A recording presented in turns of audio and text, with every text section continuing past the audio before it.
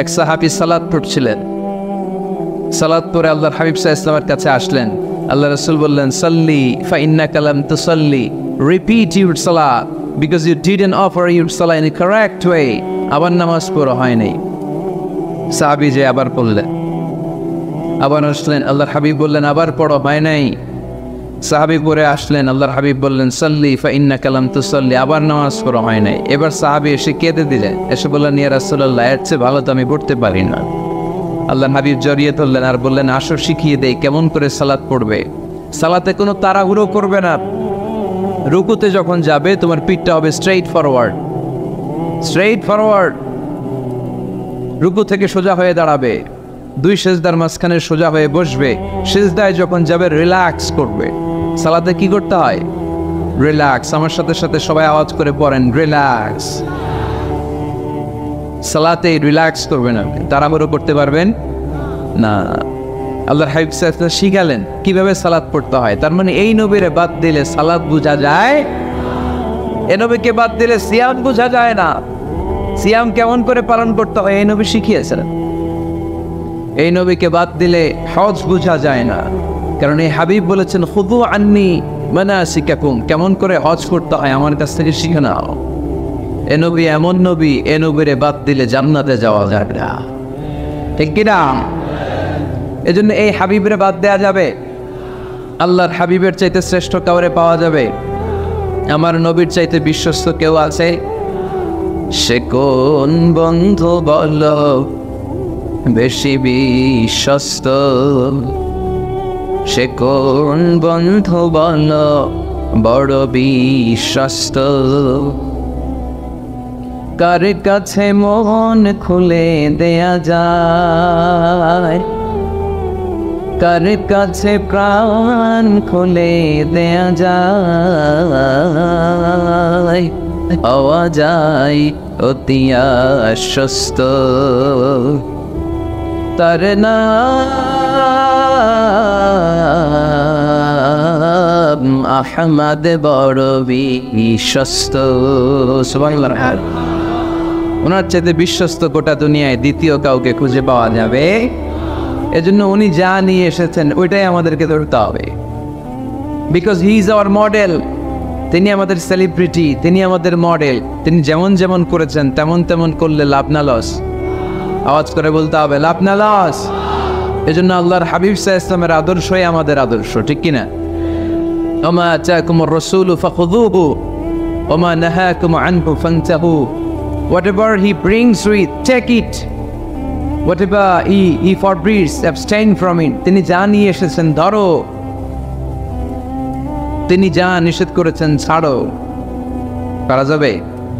আমি প্রশ্ন করে উত্তর দেন। তিনি যা নিয়ে এসেছেন ধরো। আওয়াজ করে বলবেন, তিনি যা নিয়ে এসেছেন, তিনি যা নিষেধ করেছেন, এতেই কল্যাণ। দুনিয়াতেও কল্যাণ, আখিরাতেও কল্যাণ, ঠিক কিনা? যা নিয়ে এসেছেন এতে বারাকাত, যা নিয়ে এসেছেন এতে কল্যাণ, যা নিয়ে এসেছেন এতে রাহমাত। যেটাই নিষেধ করেছেন ওটার মধ্যে গজব, ঠিক কিনা? যেটাই নিষেধ করেছেন ওটার মধ্যে ক্ষতি, যা তিনি বারণ করেছেন ওইটাতে লস। আমরা লসের খাতায় নাম তুলতে চাই না। এজন্য আল্লাহর হাবিব সাল্লাল্লাহু আলাইহি ওয়াসাল্লাম যা নিয়ে এসেছেন আমরা সেটাই ধরব, যা থেকে তিনি বারণ করেছেন ওটা ছাড়বো।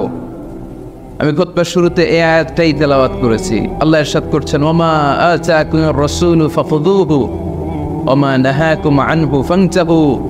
তোমাদের নবী যা নিয়ে এসেছেন ধরো, যা নিষেধ করেছেন ছাড়ো, কারণ তিনি তোমাদের মডেল। আমাদের মডেল কোনো কবিরা না, আমাদের মডেল হচ্ছে নবীরা, ঠিক কিনা?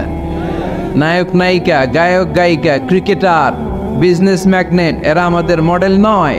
আমাদের মডেল হচ্ছে বিশ্বনবী মুহাম্মদ সাল্লাল্লাহু আলাইহি ওয়াসাল্লাম। ইউরোপে, খোদ ইউরোপে বর্তমানে এই নামটা সবচেয়ে বেশি জনপ্রিয়, MUHAMMAD।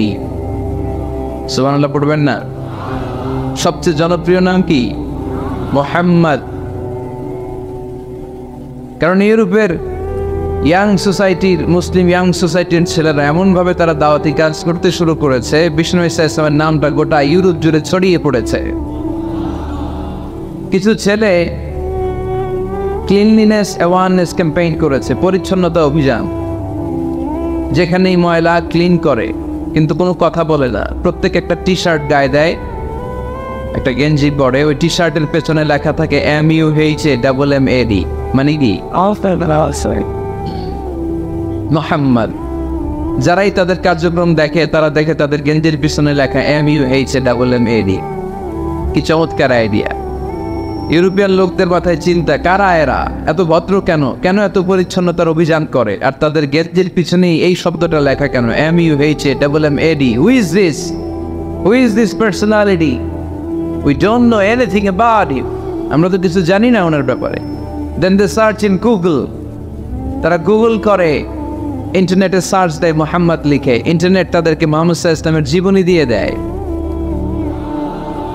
তারা মনের অজান্তেই বিশ্বনবীর জীবনী জেনে বিশ্বনবীর আশেক হয়ে যায়, বিশ্বনবীর প্রেমে পাগল হয়ে যায়।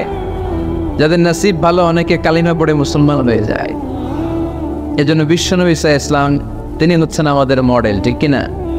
তিনি যা এনেছেন সেটা আমরা ধরবো, তিনি যা নিষেধ করেছেন সেটা আমরা ছাড়বো। আমরা যদি আল্লাহর ভালোবাসা পেতে চাই, বিশ্বনবী সাল্লাল্লাহু আলাইহি ওয়াসাল্লামের আনুগত্যের দরকার আছে না নাই? এজন্য আল্লাহ বললেন, কুল ইন কুনতুম তুহিব্বুনাল্লাহা ফাত্তাবিউনি ইউহিব্বুকুমুল্লাহ ওয়া ইয়াগফির লাকুম যুনুবাকুম ওয়াল্লাহু গফুরুর রহিম। আল্লাহকে যে পাইতে চায়, হযরতকে ভালোবেসে আরশ কুরসি লৌহ কালম না চাইতে পেয়েছে সে। রাসূল নামের রশি ধরে যেতে হবে আল্লাহর ঘরে।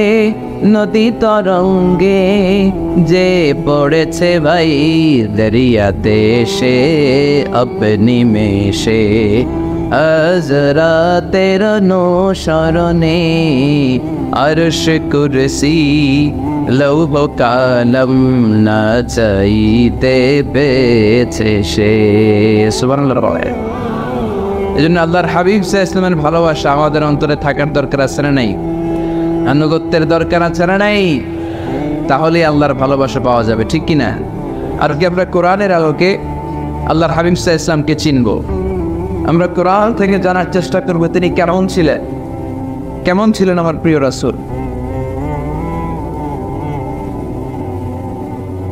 কোরআনুল কারীম থেকে যদি আমরা বিশ্বনবী সাল্লাল্লাহু আলাইহি ওয়াসাল্লামের পরিচয় জানতে চাই, কোরআন সর্বপ্রথম আল্লাহর হাবিবের যে পরিচয়টা আমাদেরকে দিবে, কোরআন বলবে তিনি হচ্ছেন রাসূলুল্লাহ। আমাদের প্রিয় নবীর সবচেয়ে বড় টাইটেলের নাম কি? রাসূলুল্লাহ। সবাই আওয়াজ করে পড়বেন, টাইটেলটার নাম কি? পৃথিবীতে এর চেয়ে বড় টাইটেল আছে? এমপি বলেন, মন্ত্রী বলেন, যাই বলেন না কেন, ধনকুবের বলেন, রাসূলুল্লাহর উপরে কোনো টাইটেল নাই, ঠিক কিনা? এর কারণ কেউ চাইলেই রাসূলুল্লাহ হতে পারে না। হতে পারে? আমরা সবাই মিলে যদি একজনের ভোট দেই, উনি তো রাসূল হয়ে যাবে, তাই না? হবে না? ভোট দিয়ে রাসূল বানানো যায় না? আমাদের মানব জাতির সাথে যদি জিন জাতি একাত্মতা পোষণ করে, মানব জাতি আর জিন জাতিও যদি ভোট দেয়, তাহলে তো রাসূল হবে। ফেরেশতারা যদি বলে আমরাও আছি সাথে, তাইলেও রাসূল বানানো যাবে না। তার মানে রাসূল ইলেকশনে হয় না, রাসূল হয় সিলেকশনে। আর সিলেক্ট করেন কে? আল্লাহু ইয়ালামু হাইসু ইয়াজআলু রিসালাতা। আল্লাহই ভালো জানেন তিনি কাকে রাসূল বানাবেন। এজন্য চাইলেই রাসূল হওয়া যায় না, ভোট দিয়ে রাসূল বানানো যায় না। রাসূল সিলেক্ট করেন একজন, চিল্লায় বলেন তিনি কে? এজন্য কালামুল্লাহ মাজিদে বিশ্বনবীর সর্বপ্রথম যে পরিচয়টা পাওয়া যায়, কোরআন আমাদের সামনে আমাদের নবীর পরিচয় করিয়ে দিচ্ছেন, মুহাম্মাদুর রাসূলুল্লাহ। والذين معه أشداء على الكفار رحماء بينهم। কোরআন সর্বপ্রথম বিশ্বনবীর পরিচয় আমাদের সামনে তুলে ধরলেন। আর বলল, কোরআন আমাদেরকে জানিয়ে দিল আমাদের প্রিয় নবীর প্রথম টাইটেল হলো, তিনি বলেন রাসূলুল্লাহ সাল্লাল্লাহু আলাইহি ওয়াসাল্লাম। তাহলে আল্লাহর হাবিব সাল্লাল্লাহু আলাইহি ওয়াসাল্লামের প্রথম পরিচয় রাসূলুল্লাহ। আওয়াজ করে বলেন তো, প্রথম পরিচয় কি? রাসূলুল্লাহ। তিনি আল্লাহর বার্তাবাহক, আল্লাহ তাআলার পক্ষ থেকে বাণীবাহকের কাজ তিনি করেন। কিন্তু আমার নবী এতটাই বিনয়ী ছিলেন, এতটাই হাম্বল ছিলেন, আউট অফ হাম্বলনেস তিনি নিজেকে রাসূল বলে পরিচয় করে দেওয়ার আগে তিনি নিজেকে আল্লাহর দাস বা গোলাম বলে পরিচয় দিতেন। পড়েন সুবহানাল্লাহ। বিনয়ের কারণে তিনি বলতেন, ইন্নী আব্দুল্লাহি ওয়া রাসূলুহু, নিশ্চয় আমি আল্লাহর দাস, নিশ্চয় আমি আল্লাহর গোলাম, তারপর আমি আল্লাহর রাসূল। আল্লাহর হাবিব যখন আল্লাহর কাছে দোয়া করতেন, আল্লাহর হাবিব বলতেন, আল্লাহুম্মা ইন্নী আবদুক ওয়া ইবনু আবদিক ওয়া ইবনু আমাতিক নাসিয়াতি বিয়াদিক। আল্লাহর হাবিব বলতেন, আল্লাহ আমি আপনার গোলাম, শুধু আমি আপনার গোলাম নই, আমি গোলামের ঘরের গোলাম। আল্লাহু আকবার। আমার বাবা আব্দুল্লাহ আপনার গোলাম, আমার দাদা আব্দুল মুত্তালিব আপনার গোলাম, আমার দাদার বাবা তিনিও আপনার গোলাম, আমার মা হলো আপনার বান্দি। সুবহানাল্লাহ পড়ে। তাহলে তিনি রাসূল হওয়ার পরেও তিনি নিজেকে গোলাম বলে পরিচয় দিতেন, দাস বলে পরিচয় দিতেন। আমরাও যখন সালাতে তাশাহুদে পড়ি, আশহাদু আল্লা ইলাহা ইল্লাল্লাহ ওয়া আশহাদু আন্না মুহাম্মাদান আবদুহু ওয়া রাসূলুহু, তিনি আল্লাহর আবদ, তিনি আল্লাহর দাস, তারপরে তিনি আল্লাহর রাসূল। বিনয়ের কারণে আল্লাহর হাবিব সাল্লাল্লাহু আলাইহি ওয়াসাল্লাম পরে রাসূল হিসেবে পরিচয়টা পেশ করতেন। আগে বলতেন আমি আল্লাহর গোলাম, আমি আল্লাহ। তিনি দোয়া করতেন, আল্লাহ আমি আপনার গোলাম, গোলামের ঘরের গোলাম, বান্দির ঘরের গোলাম। আল্লাহ আমার মাথার চুলের ছুটি আপনার হাতের মুঠোয়, আপনি যেদিকে টান দিবেন আমি ওদিকে যেতে বাধ্য। আপনি ডানে টানলে আমি ডানে যাই, আপনি বায়ে টানলে আমি বায়ে যাই, যেখানে নেবেন আমি ওখানেই যেতে বাধ্য। ঠিক কিনা? আউট অফ হাম্বলনেস, বিনয়ের কারণে। কি বিনয়ী ছিলেন বিষ্ণু ঈসা ইসলাম, তিনি আল্লাহর রাসূল, তারপরেও তিনি পরিচয় দিতেন আল্লাহ আমি আপনার গোলাম। আওয়াজ করে পড়েন সুবহানাল্লাহ।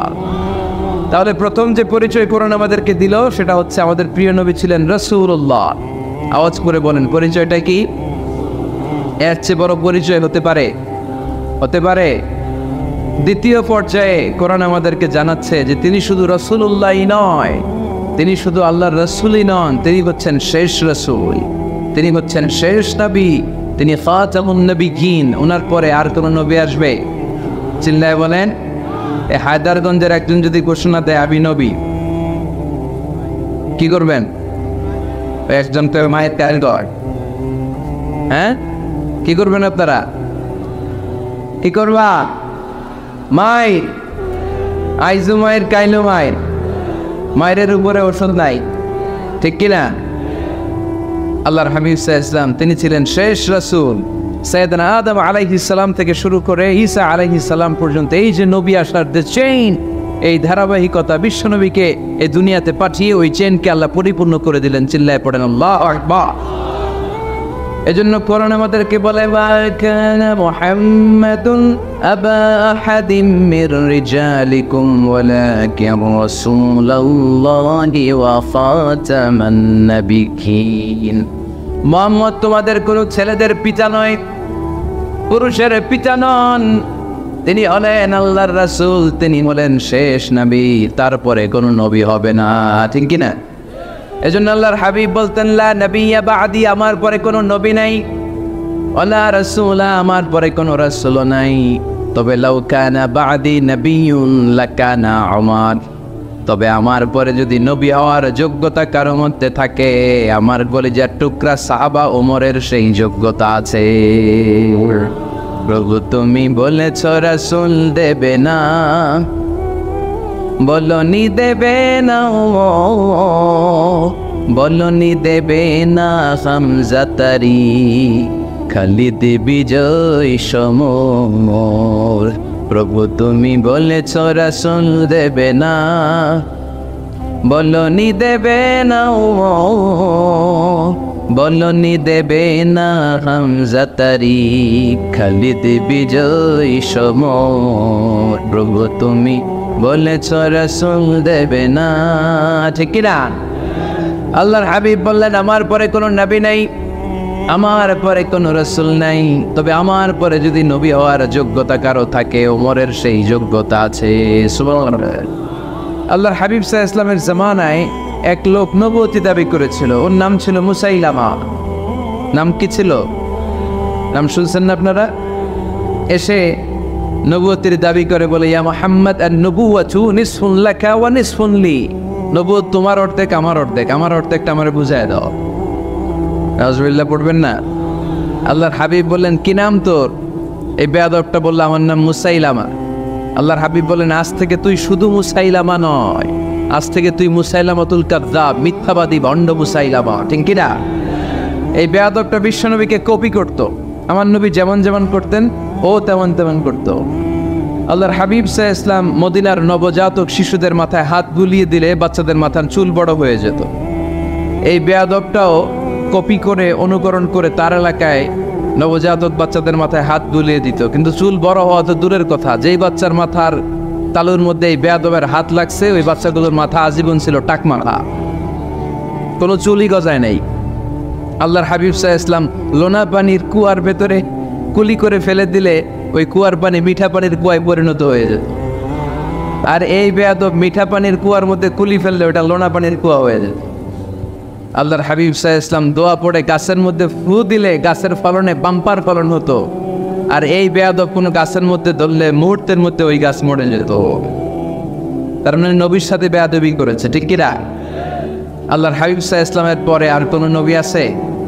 মির্জা গোলাম আহমদ কাদিয়ানী নাম শুনছেন? শোনেন নাই? কে কে হাত তোলেন তো। সবাই শুনছেন?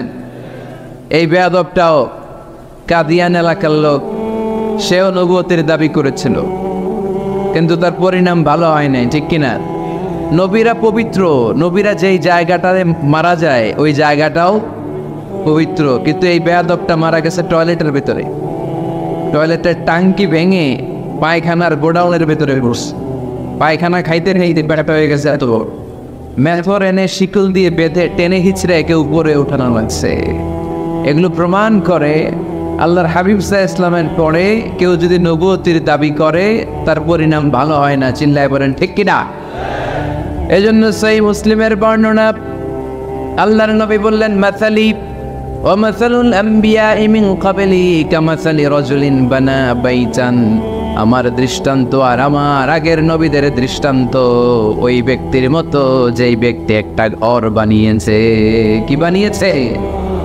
খেয়াল করে শুনবেন। আল্লাহর হাবিব বললেন, আমার দৃষ্টান্ত আর আগের সব নবীদের দৃষ্টান্ত হচ্ছে ওই ব্যক্তির মতো যে ব্যক্তি একটা ঘর বানিয়েছে, যে ঘরটা অনেক সুন্দর করে সে ডিজাইন করেছে। ঘরের ডানে বায়ে উপরে নিচে সামনে পেছনে এত সুন্দর ডিজাইন, নিখুঁত, খুব ধরার মতো কোনো জায়গা নেই। লোকজন এসে যারাই ঘরটা দেখে সবাই বলে, বাহ বাহ, কি বলে, এত সুন্দর ঘর আমরা দেখি নাই। তবে একটা জায়গায় একটা ভুল ছিল, একটা জায়গায় একটা খুঁত ছিল। ঘরের একটা ওয়ালে ইটের গাঁথনির জায়গাটাতে এক জায়গায় একটা ইটা কম ছিল। কি কম ছিল? ইটা কম ছিল। সবাই বললো তোমার ঘরটা অনেক সুন্দর, এক জায়গায় একটু সমস্যা, দেয়ালের গাঁথনিতে একটা ইটা নাই। বিশ্বনবী সাল্লাল্লাহু আলাইহি সাল্লাম বলেন, ফাআনাল লাবিনা ওয়া আনা খাতামুন নাবিয়িন। আমি হচ্ছি সেই ইটা, আমাকে যখন আল্লাহ তাআলা ওই জায়গায় গ্যাপ পূরণের জন্য রেখে দিল, গোটা বিশ্বটা উজাড় হয়ে গেল, নবুয়তের মালাটা পরিপূর্ণ হয়ে গেল। ফাআনাল লাবিনা ওয়া আনা খাতামুন নাবিয়িন। আমি বললাম সেই ইটা, আমাকে যখন আল্লাহ তাআলা দুনিয়ায় পাঠালেন গোটা দুনিয়াটারে আলোকিত করে দিল কে? এরা হতে হেলে দুলে নুরানি তো ওকে আসে হায়, সারা দুনিয়ার হেরে মেরে পর্দা খুলে খুলে চাই, সে যে আমার কমলিওয়ালা কমলিওয়ালা, সে যে আমার কমলিওয়ালা কমলিওয়ালা। তার ভাবে বিবল রাঙা পায়ের তলে, পর্বত জঙ্গল টল মল টলে, খুরমা খেজুর বাদাম জাফরানি ফুল ছড়ে ছড়ে যায়, সে যে আমার কমলিওয়ালা কমলিওয়ালা। সুবহানাল্লাহ পড়ে। এজন্য আল্লাহর হাবিব বলতেন, আমি শেষ নবী, আমি শেষ রাসূল, আমার পরে কোনো রাসূল নাই, আমি হলাম খাতামুন নাবিয়্যিন। সুবহানাল্লাহ পড়ে। তাহলে কোরআন সর্বপ্রথম আল্লাহর হাবিবের যে পরিচয়টা দিল সেটা হচ্ছে আল্লাহর হাবিব হচ্ছেন রাসূলুল্লাহ। আওয়াজ করে বলেন তো তিনি কি ছিলেন? আল্লাহ রাসূল ছিলেন। দ্বিতীয় যে পরিচয়টা কোরআন আমাদেরকে দেয় সেটা হচ্ছে তিনি যেন তেন রাসূল নন, তিনি হচ্ছেন শেষ রাসূল, শেষ নবী, খাতামুন নবিয়্যিন। তার মানে আমার নবীর পরে আর কোনো নবী পৃথিবীতে আসবে। তিন নাম্বার কোরআন যে পরিচয়টা আল্লাহর হাবিবের আমাদের সামনে তুলে ধরেছে সেটা হচ্ছে তিনি রাসূল ছিলেন, শেষ রাসূল ছিলেন, তবে তিনি মানুষ ছিলেন। তিনি কি ছিলেন? আওয়াজ করে বলেন। আমার নবী কি জিন ছিল? ফেরেশতা ছিল না? কি ছিল? আওয়াজ করে বলেন কি ছিল? তিনি মানুষ ছিলেন, তবে যেন তেন মানুষ নন, অসাধারণ মানুষ। কেমন মানুষ? তিনি মানব, সাধারণ মানব নন, তিনি মহামানব। তিনি নবী, তিনি যেন তেন নবী ছিলেন না, তিনি মহানবী। ঠিক কিনা? আপনারা উঠতেছেন কেন? উঠলেন কেন আপনারা? প্যান্ডেলে গরম। কয় ঘন্টা ধরে বসে আছেন শুনি? 12টা থেকে আর অল্প কয়েক মিনিট। দিনের 12টা থেকে আল্লাহু আকবার, আল্লাহু আকবার। তারপরে বসে আছেন, দাঁড় করে বসাই দিব? হুজুর কি বলেন? দাঁড়াতে চান? একটু দাঁড়াতে চান? দাঁড়া। তাকবীর পড়েন, লিল্লাহে তাকবীর, লিল্লাহে তাকবীর, লিল্লাহে তাকবীর। আওয়াজ হয় নাই। এই যে আমার হাতের মতো মুষ্টিবদ্ধ হাত হচ্ছে শক্তির প্রতীক। ডান হাতটা এরকম মুষ্টিবদ্ধ করেন আর আওয়াজ করে পড়েন, লিল্লাহে তাকবীর, লিল্লাহে তাকবীর, লিল্লাহি তাকবীর। মাশাআল্লাহ, তাবারাকাল্লাহ। এবার বসেন, বসেন, বসেন। বসেনও বলা যায় না, বসেন বললে আবার সবাই শুরু করে বসেন বসেন। বসে যান, বসে পড়ুন, বসে পড়ুন, বসে পড়েন। এবার জড়তা কেটে গেছে না? কেটে গেছে? ঘুম আছে আর ঘুম নাই? মাশাআল্লাহ। পিছনের ভাইরা বসেন, বসেন। হুজুরের দিক নির্দেশনায় আপনাদেরকে একটু দাঁড় করালাম। একটু আর মোড় ভেঙেছেন, একটু দাঁড়িয়েছেন, এখন আর ঘুম নাই, ক্লান্তি নাই। আর অল্প কয়েক মিনিট আমরা কথা শুনে বিদায় নিব ইনশাআল্লাহ। পড়েন, আরো আওয়াজ করে পড়তে হবে ইনশাআল্লাহ। আমার রাসূল সাল্লাল্লাহু আলাইহি সাল্লাম কি জিন ছিলেন? ফেরেশতা ছিলেন? তাহলে তিনি কি ছিলেন? আওয়াজ করে বলেন কি ছিলেন? তিনি মানুষ ছিলেন, তবে সাধারণ মানুষ নন, অসাধারণ মানুষ। ঠিক কিনা? তিনি মানব ছিলেন, যেন যেন মানব নন, তিনি মহামানব। তিনি নবী, তবে সাধারণ নবী না, তিনি মহানবী। সুবহানাল্লাহ পড়েন। ওনার চেহারার সাথে পৃথিবীর কারোর চেহারার কোনো তুলনা হয়? অনেকে বলে ইউসুফ আলাইহিস সালাম নবীদের মধ্যে সবচাইতে সুন্দর নবী ছিলেন, বলে না অনেকে? শোনেন নাই আপনারা? এটা ঠিক, উনি অনেক সুন্দর ছিলেন, কিন্তু আমার নবীর চাইতে বেশি সুন্দর। আল্লাহ হাবিব বলতেন, আনা মালিহুন ওয়া আখি ইউসুফু সাবিহুন, মানে আমি হচ্ছি মালিহ, লাবণ্যময় সুন্দর, আর আমার ভাই ইউসুফ হচ্ছে সাদা সুন্দর। একদিকে লাবণ্যময় সুন্দর, আরেকদিকে সাদা সুন্দর, কোনটার দাম বেশি? চিল্লায় বলতে হবে কোনটা? আল্লাহর হাবিব ছিলেন মালিহ। মালিহ শব্দটা এসেছে মিলহান থেকে। মিলহান মানে লবণ। মিলহান মানে কি? লবণ। লবণ থেকে লাবণ্যময়। আল্লাহর হাবিব ছিলেন মালিহ, এত সুন্দর ছিলেন। আম্মা জান আয়েশা যখন শুনলেন ওয়াকাত্তা'না আইদিয়াহুন, মিশরের নারীরা বুর্তুকাল কাটতে যে, লেবু কাটতে যে, কমলা লেবু কাটতে যে, সাইয়েদনা ইউসুফ আলাইহিস সালামকে যখন দেখলেন, আল্লাহ নবী ইউসুফ আলাইহিস সালামের চেহারার মাধুর্যতা এত সুন্দর ছিল, এত চমৎকার চেহারার গ্ল্যান্স, এটা দেখে মিশরের নারীরা লেবু কাটতে যে আঙ্গুল কেটে ফেলেছিল। আল্লাহর কোরআন সাক্ষী, সুবহানাল্লাহ বলে। এই ঘটনা যখন আম্মা জান আয়েশা রাদিয়াল্লাহু তাআলা আনহা শুনলেন, তিনি বললেন, ও মিশরের নারীরা, তোমরা ইউসুফ নবীর সৌন্দর্য দেখে লেবু কাটতে যে আঙ্গুল কেটেছো, আমার স্বামী বিশ্বনবী মুহাম্মদ সাল্লাল্লাহু আলাইহি ওয়াসাল্লামের চেহারা যদি দেখতা, তাহলে লেবু কাটতে যে আঙ্গুল নয়, কলিজাটা কেটে টুকরা টুকরা করে দিতা। আবার আম্মা জান আয়েশা বলেন, তোমাদের জন্য একটা সূর্য আছে, আমার জন্য একটা সূর্য আছে, তোমাদের সূর্য আমার সূর্যের মতো নয়, আমার সূর্যটাও তোমাদের সূর্যের মতো নয়। তোমাদের সূর্যটা প্রতিদিন সকালবেলা পূব আকাশে উদিত হয়ে গোটা বিশ্বটারে আলোকিত করে ফেলে, কিন্তু আমার সূর্যটা সকালবেলা উদিত হয় না। আমার সূর্যটা এশার নামাজের পরে মসজিদে নববীর দিক থেকে আমার ঘরের দিকে উদিত হয়, মানে আমার হাবিব আমার ঘরে আসে। আমার সূর্যটা যখন আমার ঘরে আসে, আমার পুরো ঘরটা তার নূর দিয়ে মুনাওয়ার হয়ে যায়। তোমাদেরও সূর্য আছে, আমারও সূর্য আছে। তোমাদের সূর্য ওঠে সকালবেলা, আমার সূর্য ওঠে আসার পরে। চিল্লায় পড়েন আল্লাহ আকবার। এজন্য there is no comparison with our prophet Muhammad sallallahu আলাইহি ওয়াসাল্লাম। তিনি মানুষ ছিলেন, তবে সাধারণ মানুষ নন, অসাধারণ মানুষ। নবী ছিলেন, জানো নবী নন, মহানবী, মানব কিন্তু মহামানব, ঠিক কিনা? এজন্য কোরআন আমাদেরকে জানিয়ে দেয়, কুল ইন্নামা আনা বাশারুম মিসলুকুম ইউহা ইলাইয়া আন্নামা ইলাহুকুম ইলাহুন ওয়াহিদ। ও নবী, আপনি বলে দেন, নিশ্চয় আমি তোমাদের মতোই মানুষ, কিন্তু আমার সুবহানাল্লাহ। তার মানে আল্লাহর হাবিব সাল্লাল্লাহু আলাইহি ওয়াসাল্লাম মন গড়া কিছু বলতেন না। কথা কি বুঝতে পারতেছেন?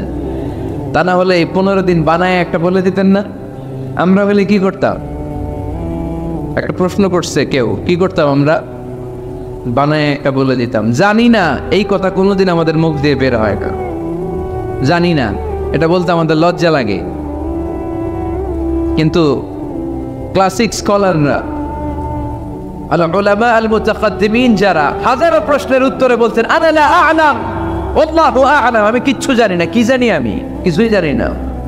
জানি না এটা বলতে আমরা জানি না, এটা বলতে শিখব, জানি না, কিছুই জানি না আমি। জানে কে? সবচেয়ে বেশি জানে কে? মুসা আলাইহিস সালাম বনি ইসরাইলের লোকদের কাছে বয়ান করতেছিলেন, হঠাৎ একজন দাঁড়িয়ে বলে, মান আ'লামু ফিল আরদ। নবী আল্লাহ মুসা, বর্তমান পৃথিবীতে সবচেয়ে জ্ঞানী কে বলেন তো? মুসা আলাইহিস সালাম বললেন, আনা, আমি। কি বললেন? আমি সবচেয়ে জ্ঞানী।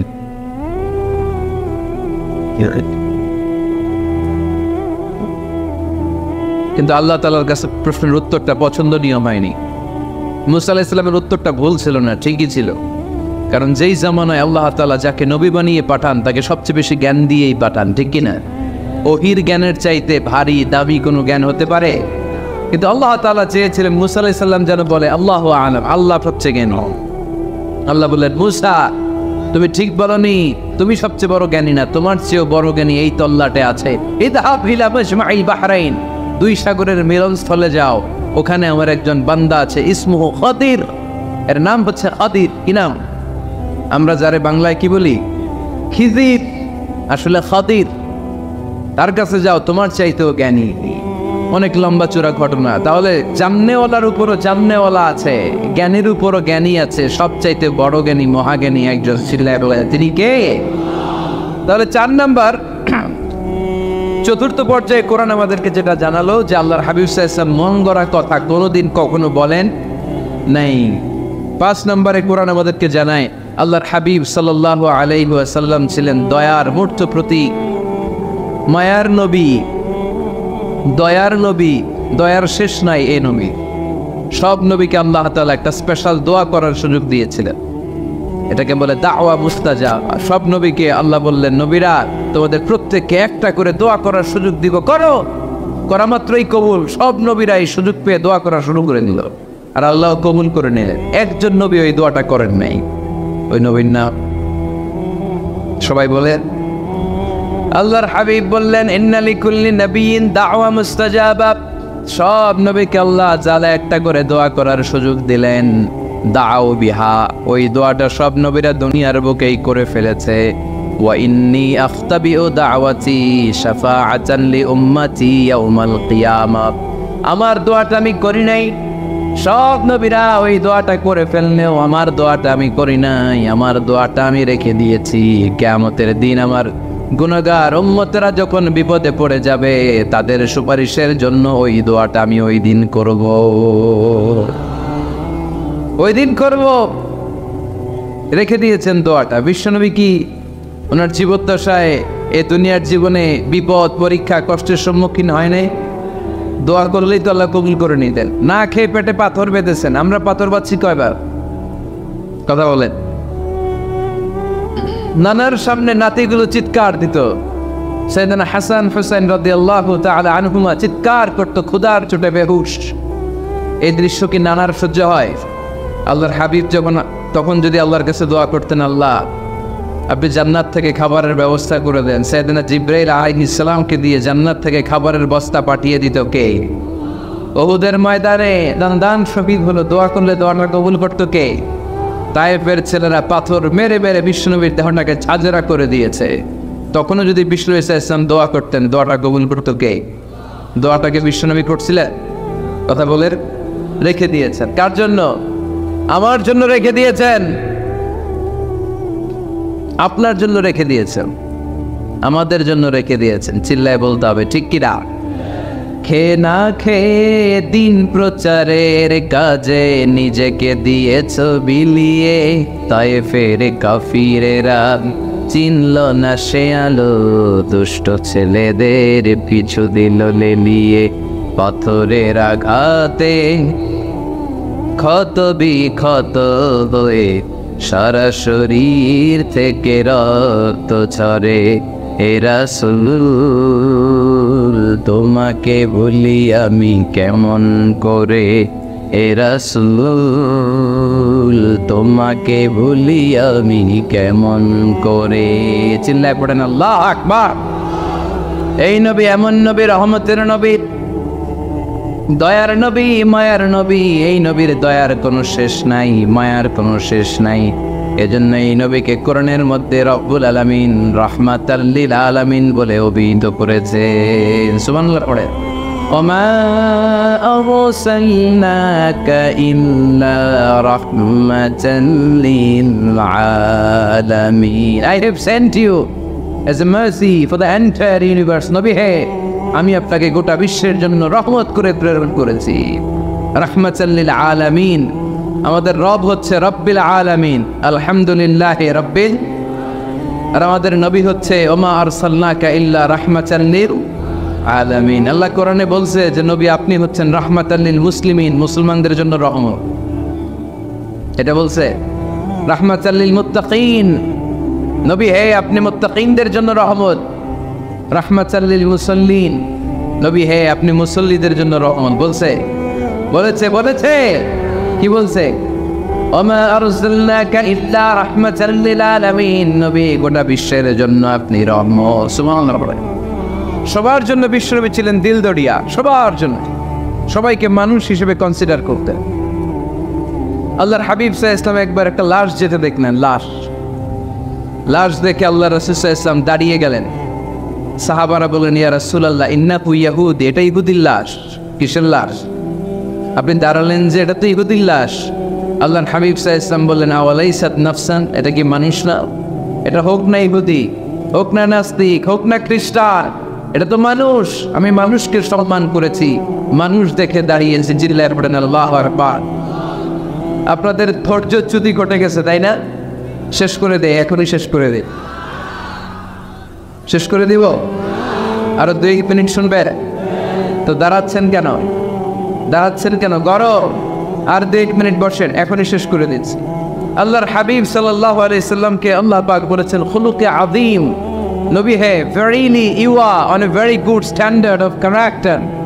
আপনি সুমহান চরিত্রের অধিকারী। আমার নবীর চরিত্র ফুলের চাইতেও পবিত্র, ঠিক কিনা? আমরা আমাদের এলাকার নেতাদের জন্য এটা বলি, তাই না? অমুক নেতার চরিত্র ফুলের মতো পবিত্র। আল্লাহর হাবিব সাল্লাল্লাহু আলাইহি ওয়াসাল্লামের চরিত্র ফুলের মতো পবিত্র না, ফুলের চাইতেও পবিত্র। চিল্লায় বলেন ঠিক কিনা? পা থেকে মাথা পর্যন্ত আল্লাহর হাবিব সাল্লাল্লাহু আলাইহি ওয়াসাল্লামের অনুপম চরিত্রের মধ্যে একটা কালো ফোঁটা দেওয়ার মতো, দাগ ফেলানোর মতো ক্ষমতা কারণ নাই। চিল্লায় বলেন ঠিক কিনা?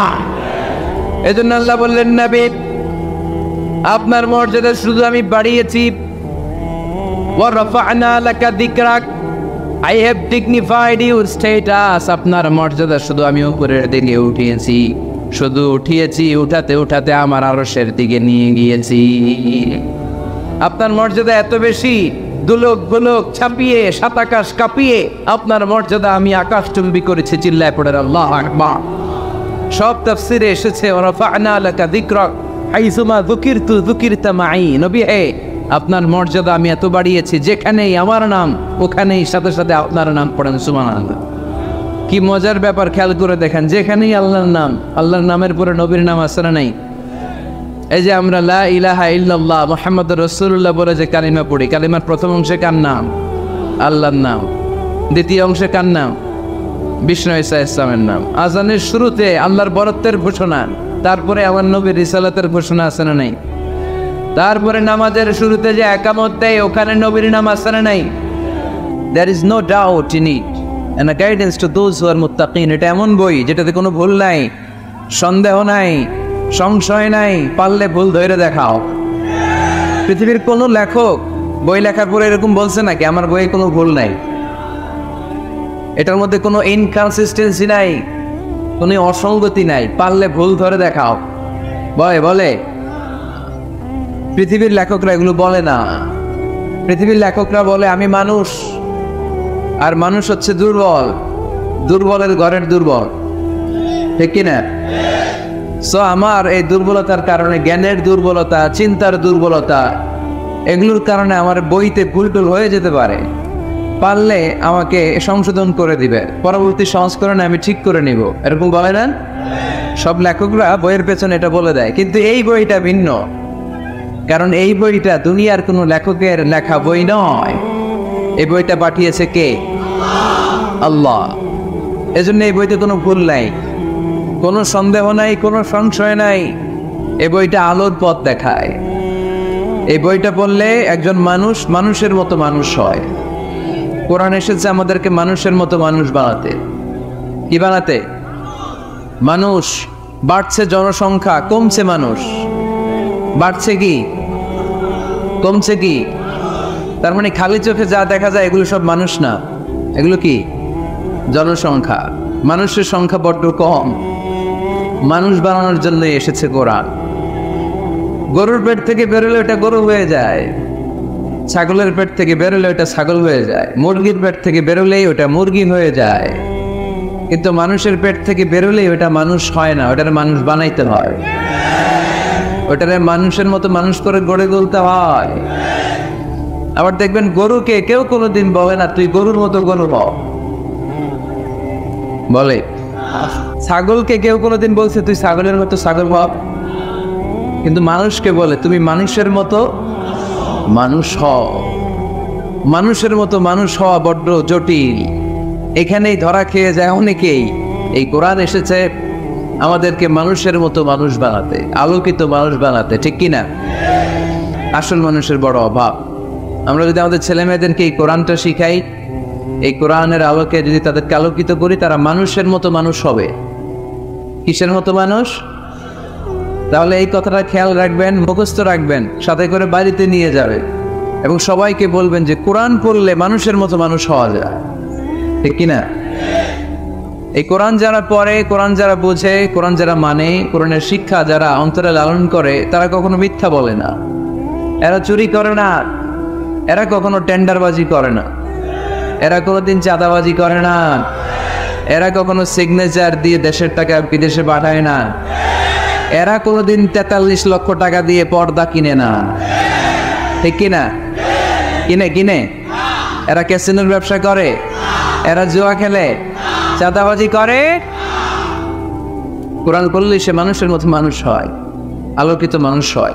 এজন্য কোরআনকে যেন আমরা বন্ধু বানাই, কোরআনকে যেন আমরা সঙ্গী বানাই, কোরআনকে যেন আমরা সাথী বানাই। কারণ কোরআন আমাদেরকে সঠিক জীবন দর্শন শিক্ষা দেয়, সঠিক লাইফস্টাইল শিক্ষা দেয়, সঠিক দৃষ্টিভঙ্গি শিক্ষা দেয়। দৃষ্টিভঙ্গিটা খুব জরুরি, ভিউ পয়েন্টস। এজন্য বলা হয় দৃষ্টিভঙ্গি বদলান, জীবন বদলে যাবে, তাই না?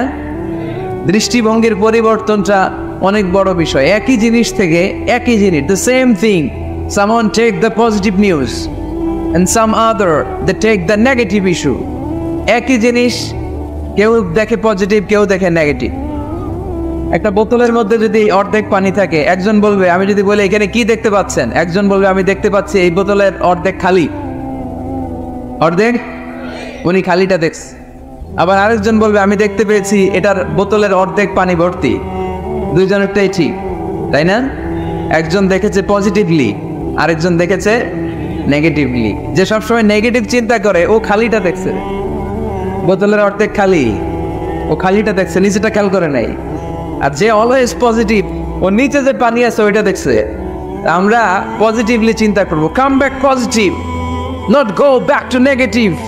নেগেটিভের দিকে যেও না, পজিটিভের দিকে আসো। আল্লাহর হাবিব সাল্লাল্লাহু আলাইহি ওয়াসাল্লাম সবসময় অলওয়েজ হি ওয়াজ positive, very positive, optimistic, pessimistic ছিলেন না।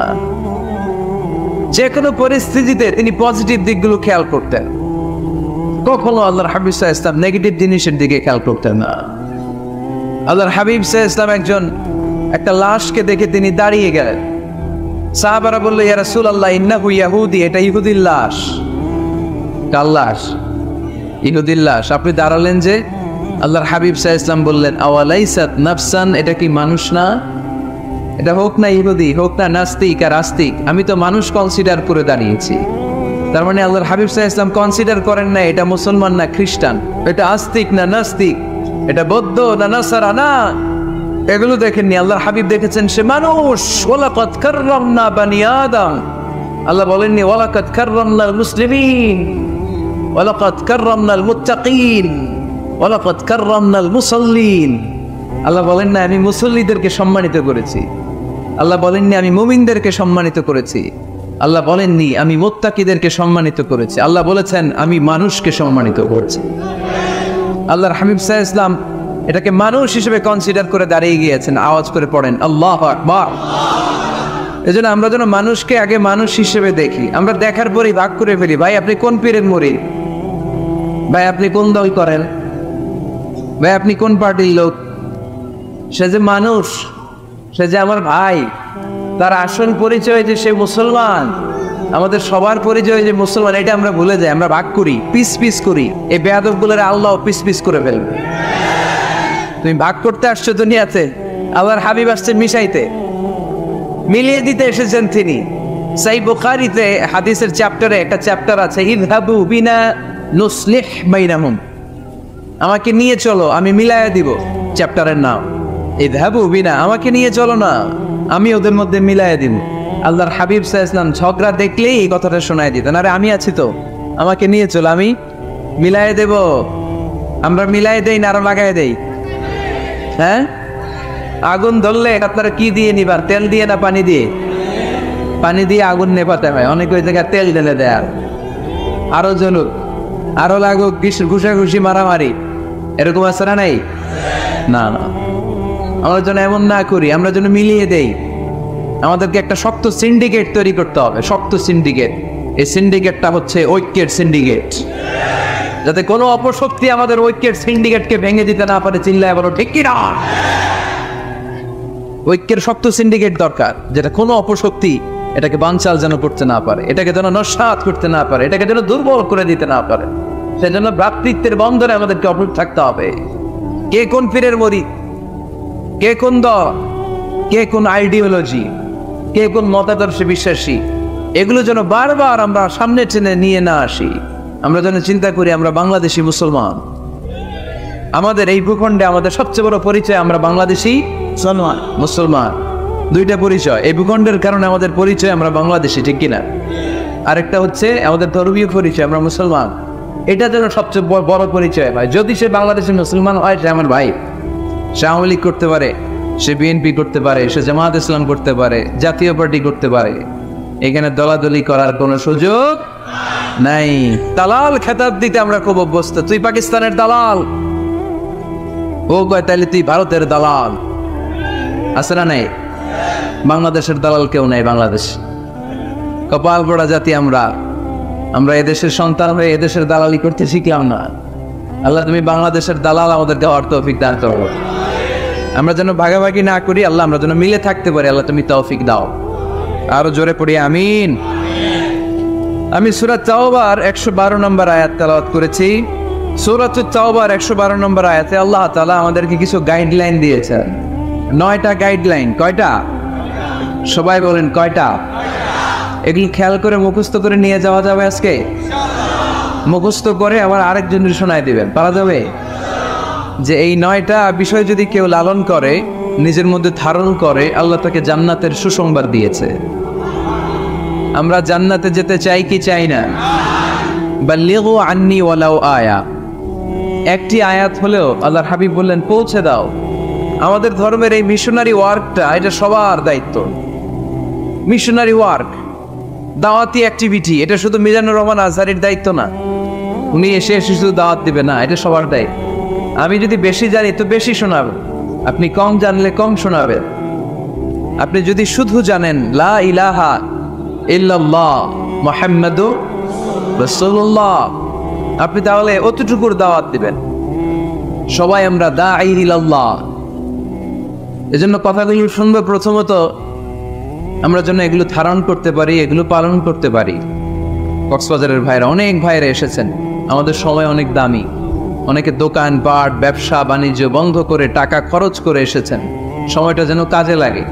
আমরা আমাদের নিয়তকে খালিস করে নেই, যে আজকে আমরা যা শুনবো ঠান্ডা মাথায় ইখলাসের সাথে আমল করার নিয়তে শুনবো, এবং যা শুনবো মনে রাখবার চেষ্টা করব এবং এটা পৌঁছে দিব। ঠিক কিনা? সবাই কি একমত? দ্বিমত আছেন নাকি কেউ কেউ? সবাই একমত তো? আসুন আমরা সরাসরি কোরআন থেকে তাফসীর শুনি। এই আয়াতটিতে আল্লাহ তাআলা মুমিনদের 9টি গুণের কথা বলেছেন। আমরা একে একে ধারাবাহিকভাবে গ্রাজুয়ালি 9টি গুণের কথা শুনব। প্রথম যেই গুণের কথা আল্লাহ তাআলা বলেছেন, আল্লাহ তাআলা উল্লেখ করছেন মুমিনদের প্রথম বৈশিষ্ট্য হচ্ছে আত্তাইবুনা। আমার সাথে সাথে সবাই পড়েন আত্তাইবুনা। সবাই পড়েন নাই, সবাই পড়েন আত্তাইবুনা, মানে মুমিনরা তওবা করে। এজন্য আল্লাহর হাবিব বললেন কুল্লুকুম খাত্তাউন, তোমরা সবাই পাপী, শুধু পাপী না, পাপীর ঘরের পাপী। ওয়া খায়রুল খাত্তাইনা আত-তাওয়াবুন, আর এই পাপীদের মধ্যে সবচাইতে ভালো পাপী যেই পাপী পাপ করার পরপরই তওবা করে। ইয়া আইয়ুহাল্লাযীনা আমানু তুবু ইলাল্লাহি তাওবাতান নাসুহা। ও বিশ্বাসীরা, তোমরা যদি অন্যায় করে ফেলো, তোমরা যদি ভুল করে ফেলো, তোমরা যদি নিজের নফসের উপর জুলুম করে ফেলো, উপলব্ধি আসার পরে আমার কাছে ক্ষমা চাও, তওবা করো। তওবার মতো তওবা করলে আমি জীবনের সব গুনাহ মাফ করে দিতে পারি। তিনি দয়াময়, তিনি মেহেরবান, তার দয়া যে কত বিশাল আপনি কল্পনাও করতে পারবেন না। তুবু ইলাল্লাহি তাওবাতান নাসুহা, তওবার মতো তওবা। তাওবাতুন নাসুহা মানে কি? তওবার মতন তওবা, এমন তওবা যে তওবাতে আল্লাহ আপনারে মাফ করবেই, যেই তওবার মধ্যে জড়িত আছে আবেগ, যেই তওবাতে জড়িত আছে চোখের পানির স্পর্শ, চোখের পানির এত দাম। অনুতপ্ত বান্দা যখন গুনার কথা স্মরণ করে কাঁদে, চোখের পানি ছেড়ে দেয়, এই চোখের পানি চোখ বেয়ে নাকের ডগাবে মাটিতে পড়ার আগেই আল্লাহ অনুতপ্ত বান্দার জীবনের সব গুনাহ মাফ করে দেয়। এজন্য চোখের পানি ছাড়তে হবে। আমাদের হৃদয়ের ভেতরটা অনেকের খুব শক্ত, নরম হয় না, চোখ দিয়ে পানি নামে না। সর্বশেষ কবে যে আমরা কেঁদেছিলাম অনেকের মনে নাই, এরকম আছে না? নাই? যদি জিজ্ঞেস করি ভাই আল্লাহর ভয়ে সর্বশেষ কাঁদছিলেন মনে নাই? কবে যে কাঁদছিলাম, এত ব্যস্ত আমি, কখন কাঁদবো, কাঁদারই তো সময় নাই, এরকম আছে না? নাই না। কুল্লুকুম খাত্তাউন, সবাই পাপী, আর এই পাপীদের মধ্যে সবচেয়ে বড় পাপী যে পাপ করার পরপরই তওবা করে।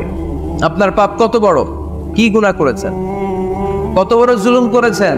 আপনার পাপ, আপনার অন্যায়, আপনার ভুল, আপনার জুলুম যত বড়ই হোক, আল্লাহর দয়া, আল্লাহর ক্ষমা তার চাইতে বড়। আমাদের পাপ যদি হয় খালের পানির সমান, বিলের পানির সমান, জেনে রাখবেন আল্লাহর দয়া সাগরের পানি সমান।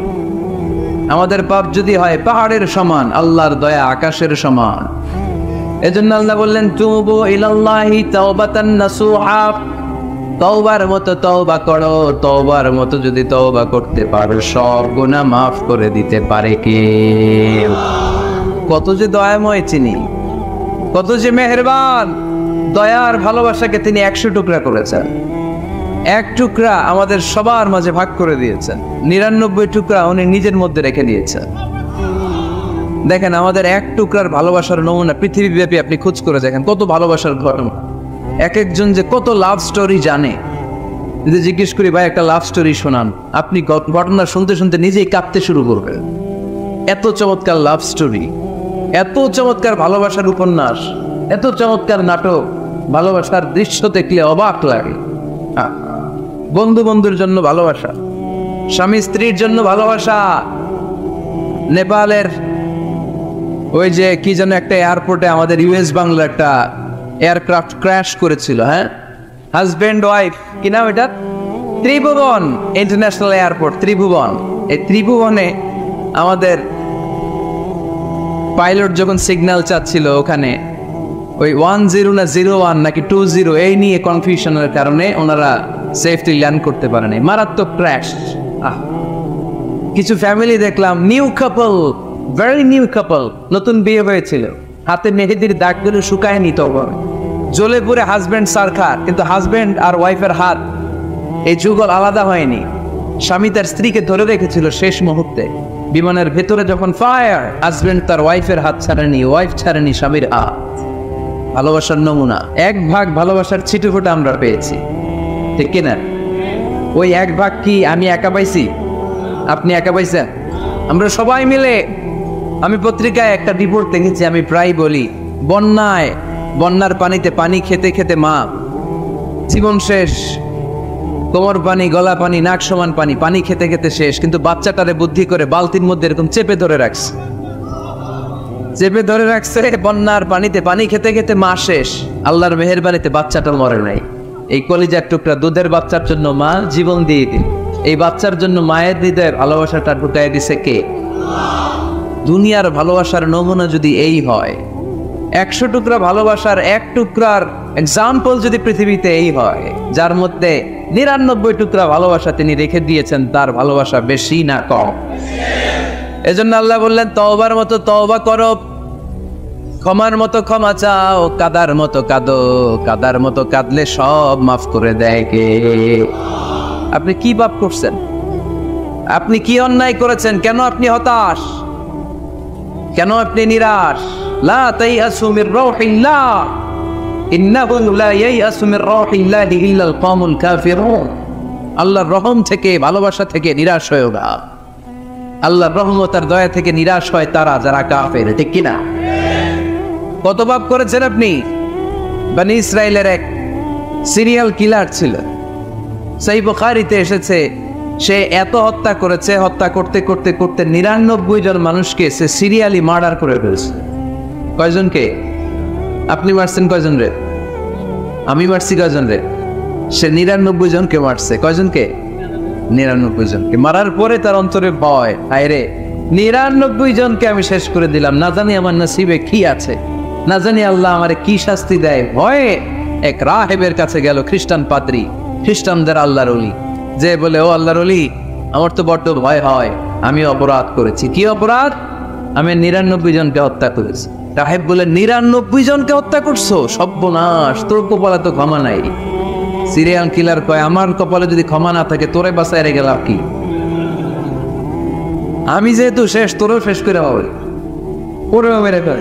এবার সেঞ্চুরি, এবার সেঞ্চুরি করে আবার ভয়, হায় রে, 100 জনের মারলাম, না জানি আমার নসিবে কি আছে। খুঁজতে লাগলো কোনো ভালো আলেম আছে কিনা। আলেমের কাছে গেছে, যে বলে, আলেম, 100 হত্যা করেছে আমি, 100 খুনের আসামি, আমার নসিবে কি ক্ষমা আছে? আলেম বলে, তুমি কি গুনাহ করছো মিয়া? তোমার গুনাহ যত বড় হোক, তোমার অন্যায় যত বড় হোক, তোমার পাপ যত বিশাল হোক, আমার আল্লাহর দয়া ভালোবাসা তার চাইতেও বিশাল। তুমি একটা ভালো জায়গায় যাও, এই এলাকাটা ভালো না, এখানে সব জালিমদের বসবাস, তুমি ভালো মানুষদের এলাকায় চলে যাও, সেখানে যে তওবা করো। লোকটার অন্তরে ভয় এসেছে, তওবার নিয়ত করেছে।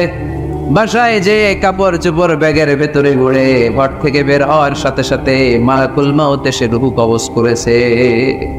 ফাজাআত মালাইকাতুর রাহমা ও মালাইকাতুল আযাব, রহমতের ফেরেশতারা আসছে, আযাবের ফেরেশতারাও আসছে। রহমতের ফেরেশতারা বলে, যেহেতু রিয়েলাইজেশন আসছে, ভালো পথে যাওয়ার ইন্টেনশন আসছে, আমরা রূহ নিব।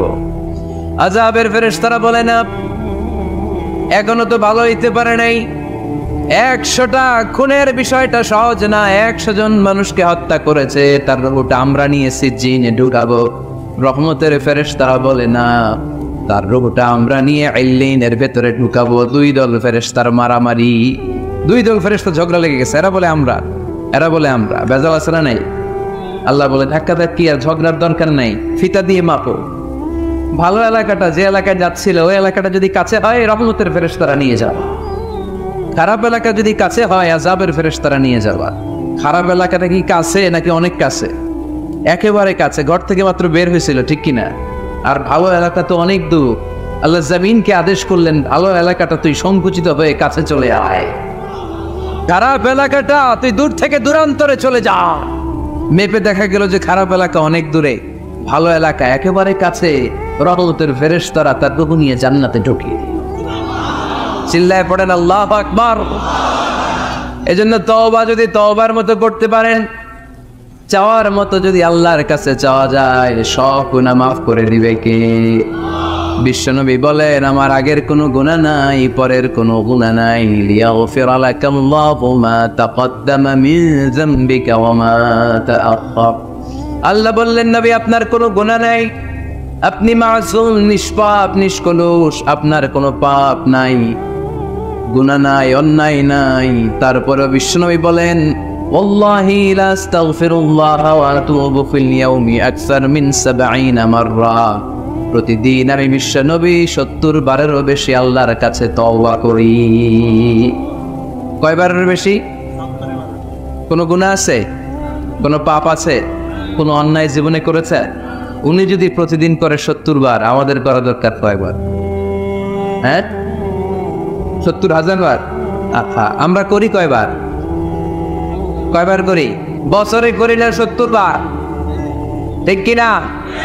আওয়াজ করে সবাই তওবা পড়েন, পড়েন আস্তাগফিরুল্লাহ, আস্তাগফিরুল্লাহ, আবার পড়েন আস্তাগফিরুল্লাহ, আবার পড়েন আস্তাগফিরুল্লাহ।